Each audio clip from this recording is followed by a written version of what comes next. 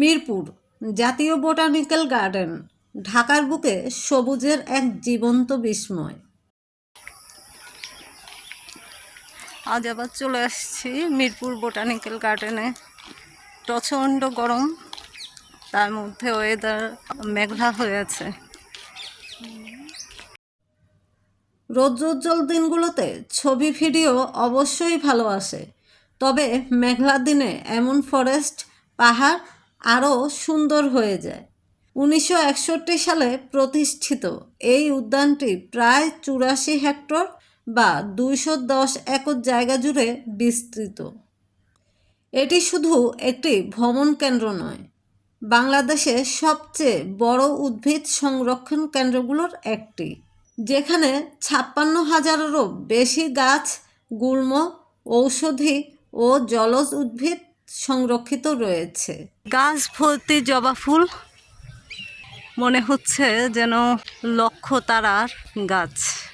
এখানে অবস্থিত জাতীয় হার্বেরিয়ামেরও প্রায় 1 লক্ষ সংরক্ষিত উদ্ভিদ নমুনা গবেষণার জন্য রাখা হয়েছে। গেট পেরিয়ে ভিতরে ঢুকতেই চারপাশের পরিবেশ যেন মুহূর্তেই বদলে যায়। উঁচু উঁচু বৃক্ষ মাথার উপর প্রাকৃতিক ছাউনি তৈরি করেছে। এখন যে রাস্তা দিয়ে যাচ্ছি এটা হচ্ছে সোজা পদ্মপুকুর। সামনে 3টা রাস্তা থাকবে, 3টা রাস্তার মধ্যে একটা রাস্তা হচ্ছে পদ্মপুকুরের দিকে যাবে, অন্য দুটো 2 সাইডে চলে গেছে। আমরা আগে পদ্মপুকুরের দিকেই যাব। এখন সেকেন্ড গেট দিয়ে এন্ট্রি করলাম। প্রথমে দর্শনার্থী কেন্দ্র। ক্যামেরায় ঠিক বোঝা যাচ্ছে না কতটা অন্ধকার হয়ে গেছে। একেবারে সন্ধ্যা নামার আগে যেমন, সন্ধ্যা নামার সময় যেমন অন্ধকার হয়ে যায়, ঠিক তেমন অন্ধকার হয়ে গেছে। মনে হচ্ছে এখনই ঝুম বৃষ্টি নামবে।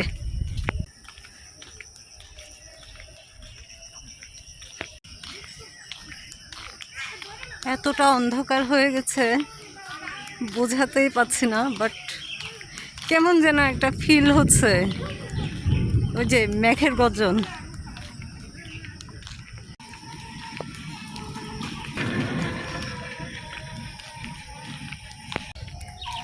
এত জোরে জোরে বাস পড়ছে, আর একটু পরে ঝুম বৃষ্টি নামবে। সবাই অবশ্য কেউ কেউ ভিতরের দিকে আসছে, বেশিরভাগই বের হয়ে যাচ্ছে।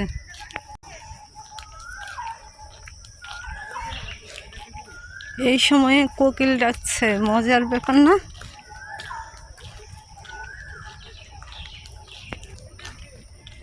শুরু হয়ে গেছে।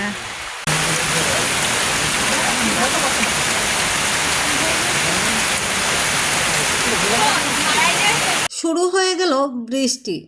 চলে এলাম ছাউনির নিচে। এত জোরে বৃষ্টি হচ্ছিল, ছাউনির নিচে থেকেও ভিজে যাচ্ছিলাম। একটু পরে শুরু হলো মশা বাবাজির কারিশমা। এত মানুষ রেখে আমাকে ঘিরে ধরেছে। কামড় খেয়ে সহ্য করতে না পেরে পা উপরে উঠিয়ে বসতেই পাশের আপুকে ঘিরে ধরল। তবু শান্তি নেই, আমাকে এসে কাপড়ের উপর দিয়ে হাতে পিঠে কামড়াচ্ছে বদের লাঠি মশার গ্যাং। যে 3টা রোড আছে,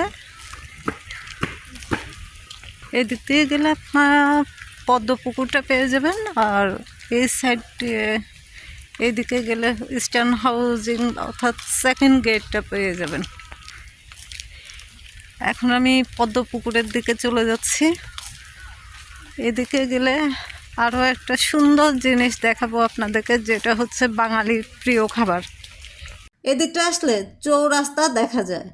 আমি যেদিক থেকে আসছি মেন গেট থেকে, এটাই একটি রাস্তা, আর হাতের বামে যে রাস্তাটা চলে গেছে এটি দিয়ে গেলে পাওয়া যাবে পদ্মপুকুর ও শাপলা পুকুর। এই যে হরেক রকম বাস, কার কোন বাস খেতে ইচ্ছে করে চলে আসবেন মিরপুর বোটানিক্যাল গার্ডেনে। এই উদ্যানটি মোট 57টি ভিন্ন সংগ্রহ ও বিভাগে সাজানো। কিছু গাছের বয়স কয়েক দশকেরও বেশি। তাদের মোটা কাণ্ড আর বিস্তৃত শিকড় যেন সময়ের সাক্ষী হয়ে দাঁড়িয়ে আছে। এখানে সব রকম বাঁশ আছে, কারো যদি ছোট বাঁশ লাগে, ছোট, চিকন, বড়, মোটা, কালো, সবুজ, সব রকম বাঁশ আছে এখানে। বললাম না যে বাঙালির প্রিয় খাবার আছে একটু পরে, এই যে সেই প্রিয় খাবার।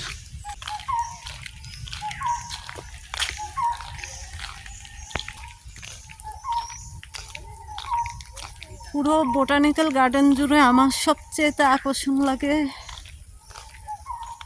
অসম্ভব ভালো লাগে এই জায়গাটা, বাঁশের। আর এই পাশ দিয়ে শাপলা পুকুর যাওয়া যায়, আর এই পাশে হচ্ছে পদ্ম পুকুর। এই সাইডে আরো অনেকগুলো বাঁশ ঝাড় আছে।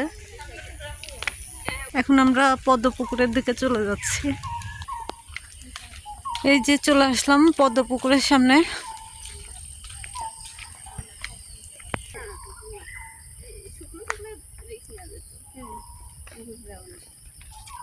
এই যে এই পাশে সিঁড়ি, এই পাশে মেইন পদ্ম পুকুর, আর ওই পাশে ছোট্ট একটা ঝিলের মতো আছে, ওটা তো কিছু পদ্ম দেখা যাচ্ছে। প্রতিটি গাছের পাশেই পরিচয় ফলক, যেখানে লেখা আছে তার নাম, বৈজ্ঞানিক পরিচয় এবং উৎস। তাই এখানে প্রতিটি পদক্ষেপই যেন একটি নতুন শিক্ষা। কোথাও ঔষধি উদ্ভিদের সংগ্রহ, কোথাও দেশি ফলদ গাছ, কোথাও বিরল বিদেশি প্রজাতি। ক্যাকটাস হাউসে ঢুকলে মনে হবে যেন এক টুকরো মরুভূমি এসে জায়গা করে নিয়েছে ঢাকার বুকে। ছোট্ট গোলাকার ক্যাকটাস থেকে শুরু করে মানুষের সমান উঁচু কাঠামোয় প্রজাতি। প্রতিটি গাছের গঠন আলাদা, সৌন্দর্যও আলাদা। আছে অর্কিড হাউস, ক্যাকটাস হাউস, গোলাপ বাগান, লিলি ও পদ্মের জলাশয়। উদ্যানের জলাশয়গুলো সমান আকর্ষণীয়। কোথাও ফুটে আছে বিশাল অ্যামাজন লিলি, যার পাতা এত বড় যে ছোট একটি শিশুও বসতে পারে বলে অনেকে বলে থাকেন।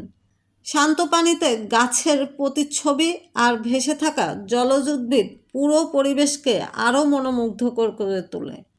শীতকালে এই উদ্যান যেন নতুন প্রাণ ফিরে পায়।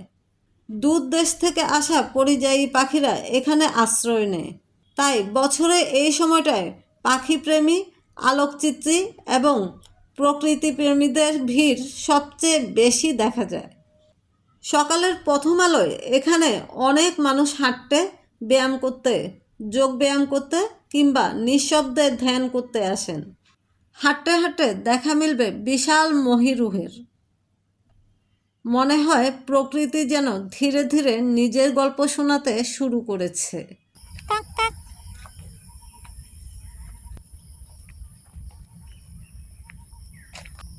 ও আমার সাথে লুকোচুরি খেলছে।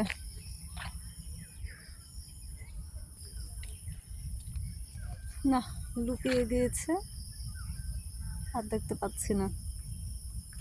অঝরে বৃষ্টি ঝরে গেছে, আর গাছপালার, প্রকৃতির কেমন একটা অদ্ভুত মিষ্টি গন্ধ নাকে আসছে।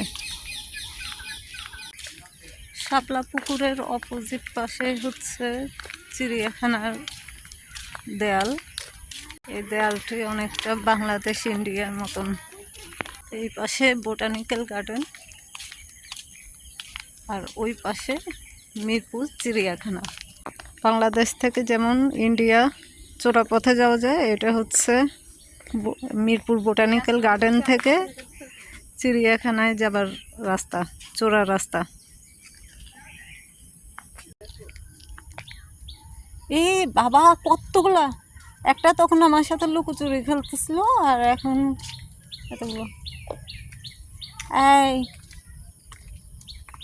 ইঁদুরের বাচ্চা, কাঠবিড়ালি।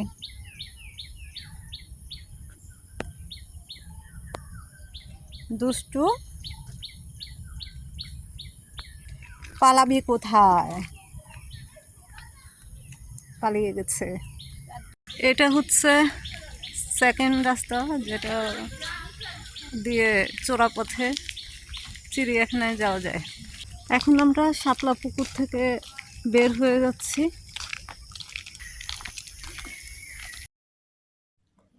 এটি হচ্ছে লতায় পাতায় জড়ানো রাজকীয় গেট, যেন কোনো রাজার রাজ্যে প্রবেশ করছি। এই গেট দিয়ে ইচ্ছে করলে প্রথমেই শাপলা পুকুরের দিকে চলে আসা যায়।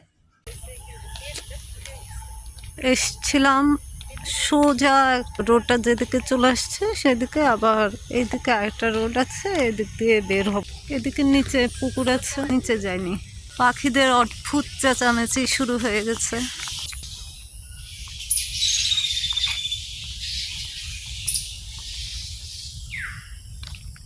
কিছু কি দেখতে পাচ্ছেন?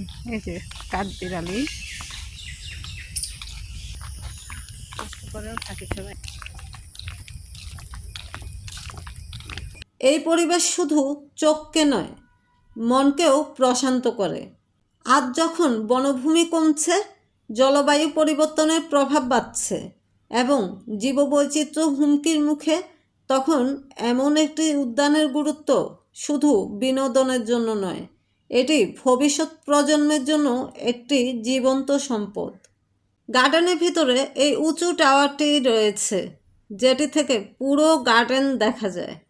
তবে এটি এখন তালাবদ্ধ, তাই উপরে ওঠার কোনো সুযোগ নেই। যে গেটটা আছে এই গেট দিয়েই শুরু হয়, আর এই গেট থেকে অলরেডি বের হয়ে যাচ্ছে।